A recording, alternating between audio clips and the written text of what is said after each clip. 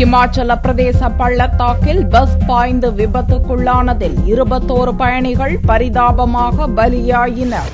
இமாச்சல பிரதேச தலைநகர் சிம்லாவிலிருந்து சாவர்காட் பகுதிக்கு அரசு போக்குவரத்து கழக பேருந்து செவ்வாயன்று பகலில் சென்று கொண்டிருந்தது. பசந்த்பூர் அருகே காத்தர்கட் என்ற பகுதி அருகே மலைப்பாதையில் சென்று கொண்டிருந்த போது கட்டுப்பாட்டை இழந்து ஓடி சாலையையொட்டிய 300 அடி பள்ளத்தாக்கில் பேருந்து பாய்ந்தது.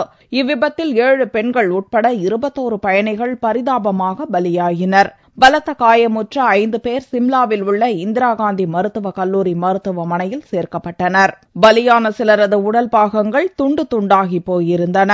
இமாச்சல பிரதேசத்தில் கடந்த சில நாட்களாக பலத்த மழை பெய்து வருவதால் மலைப்பாதைகள் பலவும் நாசமடைந்துள்ளன. தொடர் மழையால் பேருந்தின் சக்கரங்கள் வழுக்கியதன் காரணமாக விபத்து நேர்ந்திருக்கலாம் என்று கருதப்படுகிறது.